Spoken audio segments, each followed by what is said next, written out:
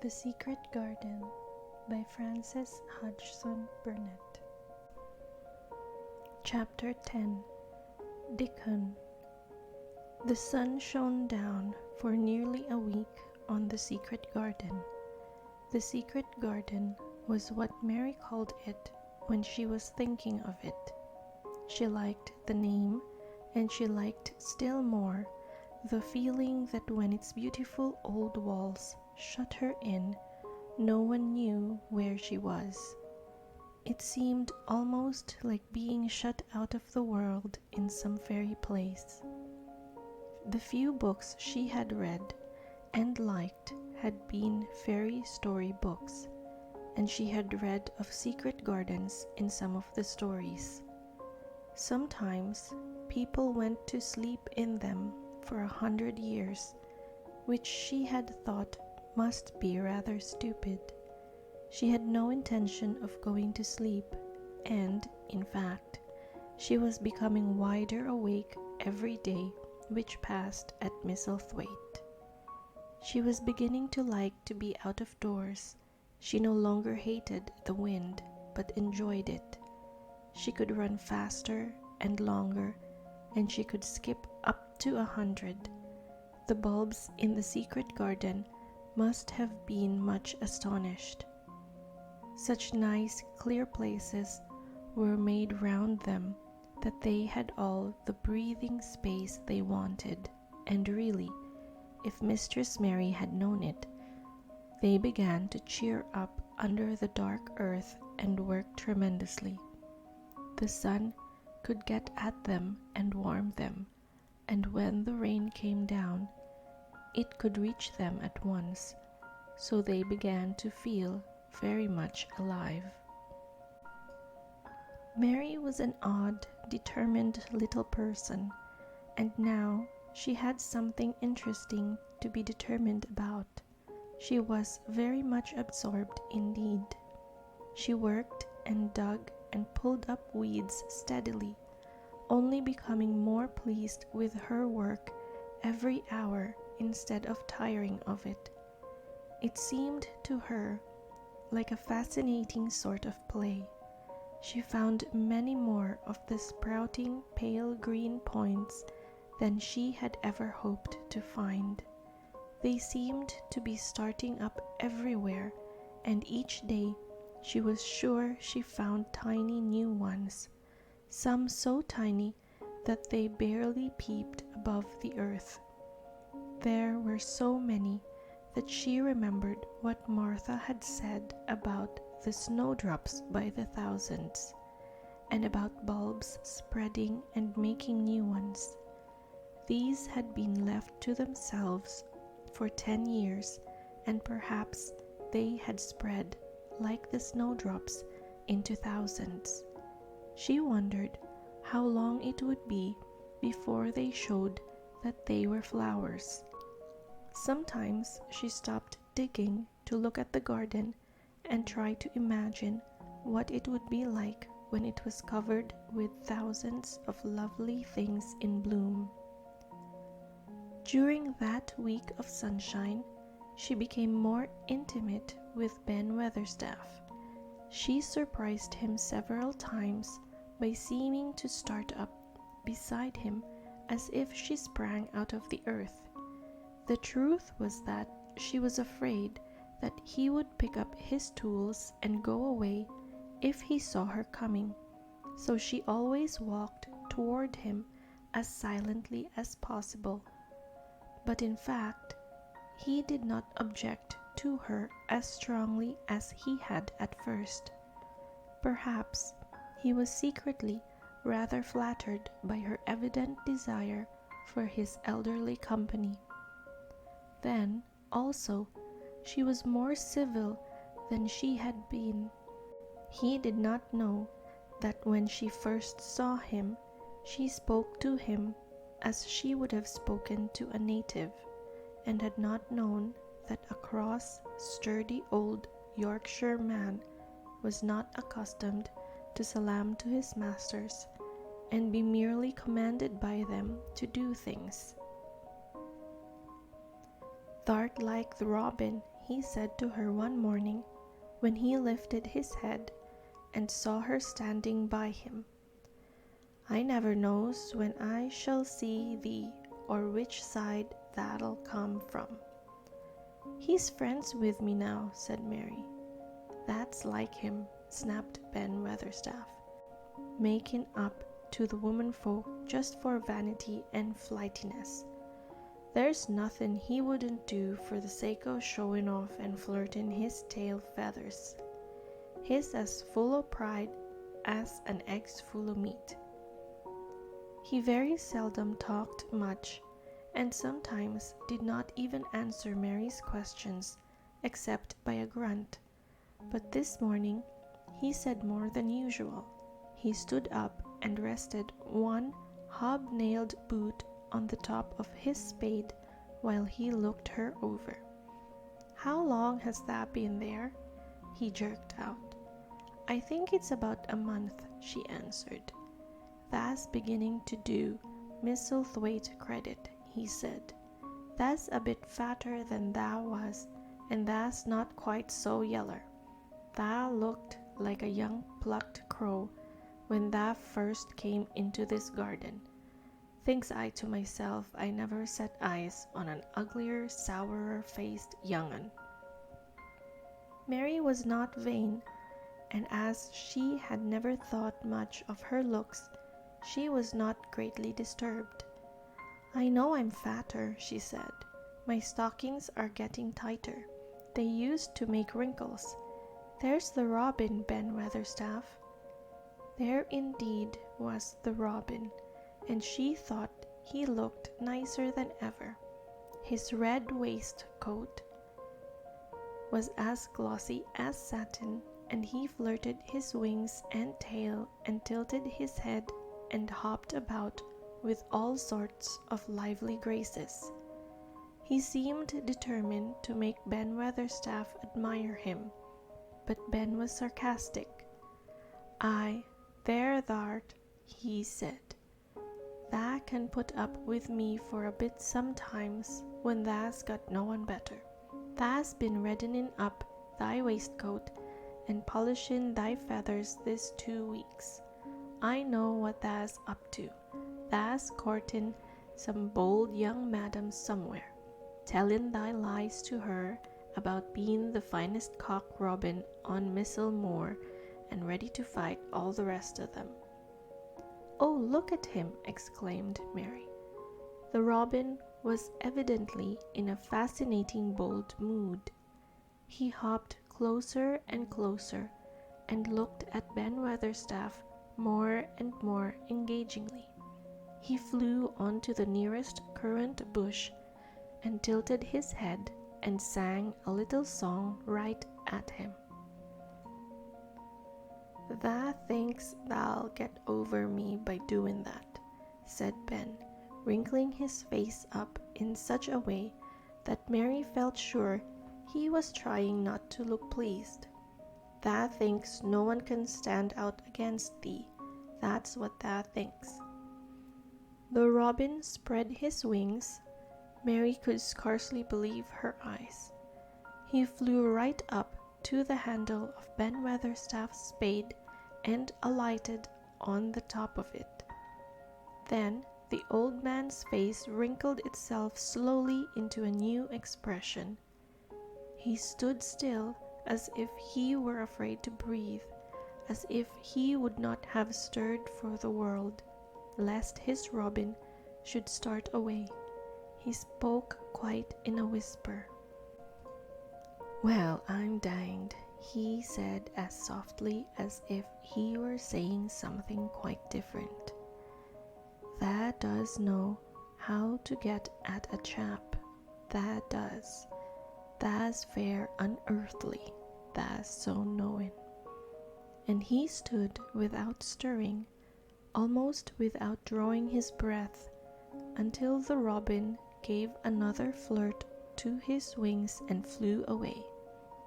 Then he stood looking at the handle of the spade as if there might be magic in it, and then he began to dig again and said nothing for several minutes. But because he kept breaking into a slow grin now and then, Mary was not afraid to talk to him. "Have you a garden of your own?" she asked. "No, I'm bachelor and lodge with Martin at the gate." "If you had one," said Mary, "what would you plant?" "Cabbages and taters and onions." "But if you wanted to make a flower garden," persisted Mary, "what would you plant?" "Bulbs and sweet-smelling things, but mostly roses." Mary's face lighted up. "Do you like roses?" she said. Ben Weatherstaff rooted up a weed and threw it aside before he answered. "Well, yes, I do. I was learned that by a young lady I was gardener to. She had a lot in a place she was fond of, and she loved 'em like they was children, or robins. I've seen her bend over and kiss 'em." He dragged out another weed and scowled at it. "That were as much as 10 years ago." "Where is she now?" asked Mary, much interested. "Heaven," he answered, and drove his spade deep into the soil, according to what parson says. "What happened to the roses?" Mary asked again, more interested than ever. "They was left to themselves." Mary was becoming quite excited. "Did they quite die? Do roses quite die when they are left to themselves?" she ventured. "Well, I'd got to like 'em, and I liked her, and she liked 'em," Ben Weatherstaff admitted reluctantly. "Once or twice a year I go and work at 'em a bit, prune 'em and dig about the roots. They run wild, but they was in rich soil, so some of 'em lived." "When they have no leaves and look gray and brown and dry, how can you tell whether they are dead or alive?" inquired Mary. "Wait till the spring gets at 'em.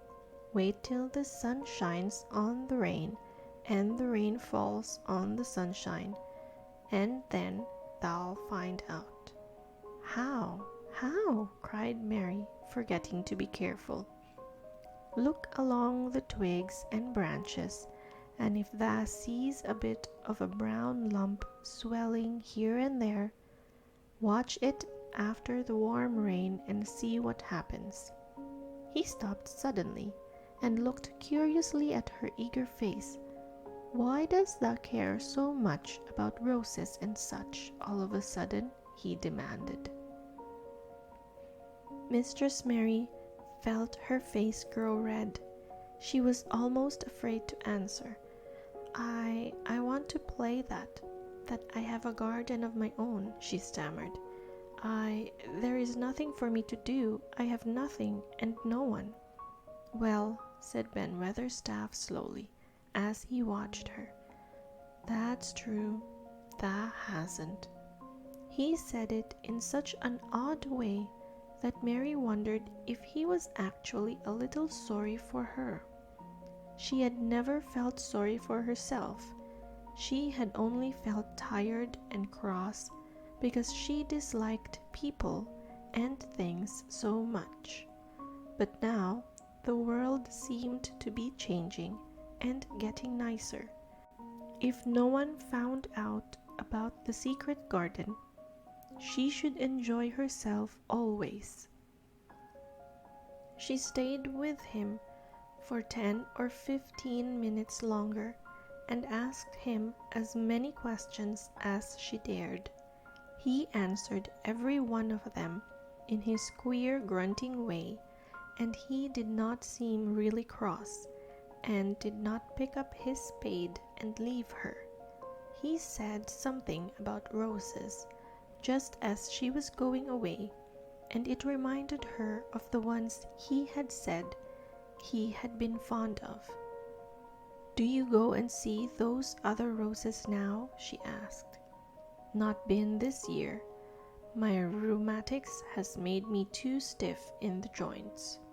He said it in his grumbling voice, and then quite suddenly he seemed to get angry with her, though she did not see why he should. "Now look here," he said sharply.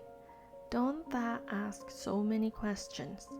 Thou'rt the worst wench for asking questions I've ever come across.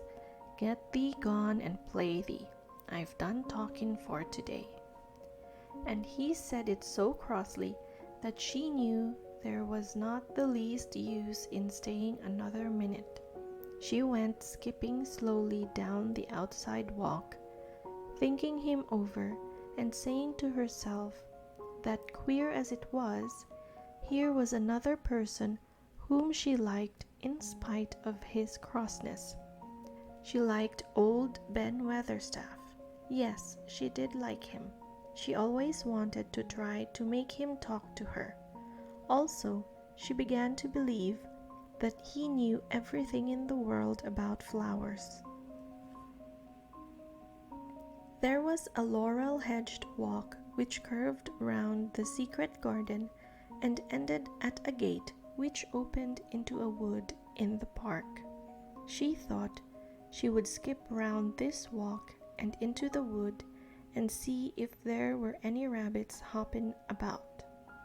She enjoyed the skipping very much, and when she reached the little gate, she opened it and went through, because she heard a low, peculiar whistling sound and wanted to find out what it was. It was a very strange thing indeed. She quite caught her breath as she stopped to look at it. A boy was sitting under a tree, with his back against it, playing on a rough wooden pipe.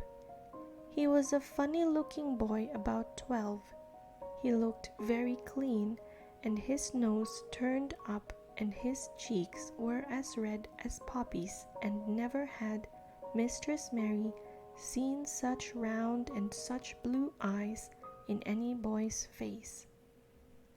And on the trunk of the tree he leaned against, a brown squirrel was clinging and watching him, and from behind a bush nearby, a cock pheasant was delicately stretching his neck to peep out, and quite near him were two rabbits sitting up and sniffing with tremulous noses, and actually it appeared as if they were all drawing near to watch him and listen to the strange, low, little call his pipe seemed to make.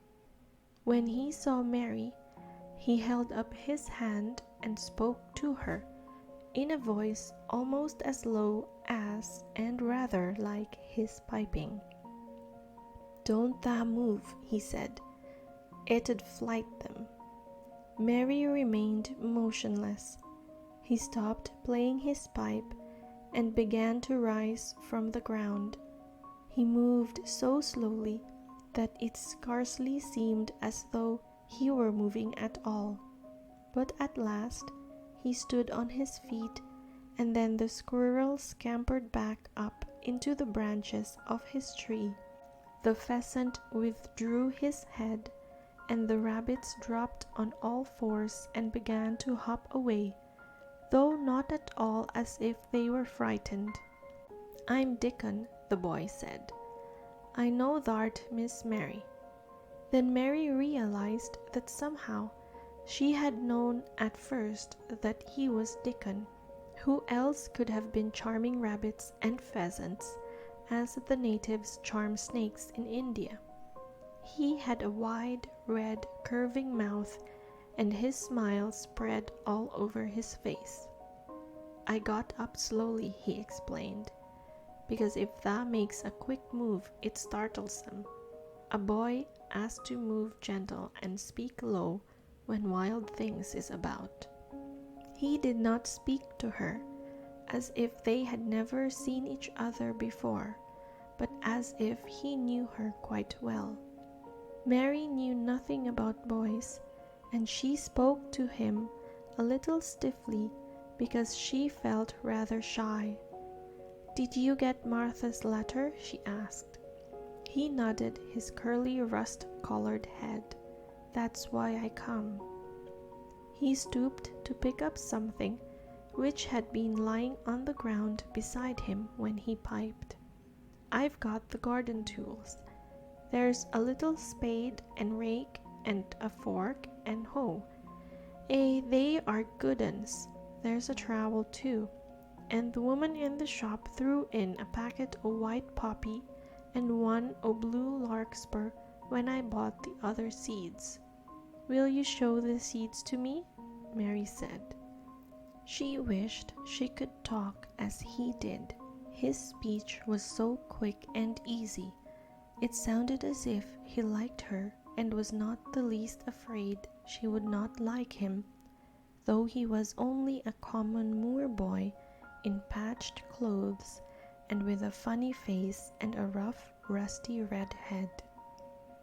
As she came closer to him, she noticed that there was a clean, fresh scent of heather and grass and leaves about him, almost as if he were made of them. She liked it very much, and when she looked into his funny face with the red cheeks and round blue eyes, she forgot that she had felt shy. "Let us sit down on this log and look at them," she said. They sat down, and he took a clumsy little brown paper package out of his coat pocket. He untied the string, and inside there were ever so many neater and smaller packages with a picture of a flower on each one. "There's a lot o' mignonette and poppies," he said. "Mignonette's the sweetest smellin' thing as grows, and it'll grow whether you cast it, same as poppies will. Them as'll come up and bloom if you just whistle to 'em, them's the nicest of all." He stopped and turned his head quickly, his poppy-cheeked face lighting up. "Where's that robin as is calling us?" he said. The chirp came from a thick holly bush bright with scarlet berries, and Mary thought she knew whose it was. "Is it really calling us?" she asked. "Aye," said Dickon, as if it was the most natural thing in the world. "He's callin' someone he's friends with. That's same as sayin', 'Here I am, look at me, I wants a bit of a chat.' There he is in the bush. Whose is he?" "He's Ben Weatherstaff's, but I think he knows me a little," answered Mary. "Aye, he knows thee," said Dickon in his low voice again, "and he likes thee. He's took thee on. He'll tell me all about thee in a minute." He moved quite close to the bush with the slow movement Mary had noticed before, and then he made a sound almost like the robin's own twitter. The robin listened a few seconds intently, and then answered quite as if he were replying to a question. "Aye, he's a friend o' yours," chuckled Dickon. "Do you think he is?" cried Mary eagerly. She did so want to know. "Do you think he really likes me?" "He wouldn't come near thee if he didn't," answered Dickon. "Birds is rare choosers, and a robin can flout a body worse than a man. See, he's making up to thee now. Cannot thou see a chap, he's sayin'?" And it really seemed as if it must be true. He so sidled and twittered and tilted as he hopped on his bush. "Do you understand everything birds say?" said Mary. Dickon's grin spread until he seemed all wide, red, curving mouth, and he rubbed his rough head. "I think I do, and they think I do," he said. "I've lived on the moor with 'em so long. I've watched 'em break shell and come out and fledge and learn to fly and begin to sing till I think I'm one of them. Sometimes I think perhaps I'm a bird or a fox or a rabbit or a squirrel or even a beetle, and I don't know it." He laughed and came back to the log and began to talk about the flower seeds again. He told her what they looked like when they were flowers. He told her how to plant them and watch them and feed and water them. "See here," he said suddenly, turning round to look at her. "I'll plant them for thee myself. Where is thy garden?" Mary's thin hands clutched each other as they lay on her lap. She did not know what to say, so for a whole minute she said nothing. She had never thought of this. She felt miserable, and she felt as if she went red and then pale. "Tha's got a bit o' garden, hasn't tha?" Dickon said. It was true that she had turned red and then pale. Dickon saw her do it, and as she still said nothing, he began to be puzzled. "Wouldn't they give thee a bit?" he asked. "Hasn't thou got any yet?" She held her hands even tighter and turned her eyes toward him. "I don't know anything about boys," she said slowly. "Could you keep a secret if I told you one? It's a great secret. I don't know what I should do if anyone found it out. I believe I should die." She said the last sentence quite fiercely. Dickon looked more puzzled than ever, and even rubbed his hand over his rough head again, but he answered quite good-humoredly. "I'm keepin' secrets all the time," he said. "If I couldn't keep secrets from the other lads, secrets about foxes, cubs, and birds' nests, and wild things' holes, there'd be naught safe on the moor. I can keep secrets." Mistress Mary did not mean to put out her hand and clutch his sleeve, but she did. "I've stolen a garden," she said very fast. "It isn't mine. It isn't anybody's. Nobody wants it. Nobody cares for it. Nobody ever goes into it. Perhaps everything is dead in it already. I don't know." She began to feel hot and as contrary as she had ever felt in her life. "I don't care. I don't care. Nobody has any right to take it from me when I care about it and they don't. They're letting it die all shut in by itself," she ended passionately, and she threw her arms over her face and burst out crying. Poor little Mistress Mary. Dickon's curious blue eyes grew round and rounder. He said, drawing his exclamation out slowly, and the way he did it meant both wonder and sympathy. "I've nothing to do," said Mary. "Nothing belongs to me. I found it myself, and I got into it myself. I was only just like the robin, and they wouldn't take it from the robin." "Where is it?" asked Dickon in a dropped voice. Mistress Mary got up from the log at once. She knew she felt contrary again and obstinate, and she did not care at all. She was imperious and Indian, and at the same time hot and sorrowful. "Come with me and I'll show you," she said. She led him round the laurel path and to the walk where the ivy grew so thickly. Dickon followed her with a queer, almost pitying look on his face. He felt as if he were being led to look at some strange bird's nest and must move softly. When she stepped to the wall and lifted the hanging ivy, he started. There was a door, and Mary pushed it slowly open and they passed in together. And then Mary stood and waved her hand round defiantly. "It's this," she said.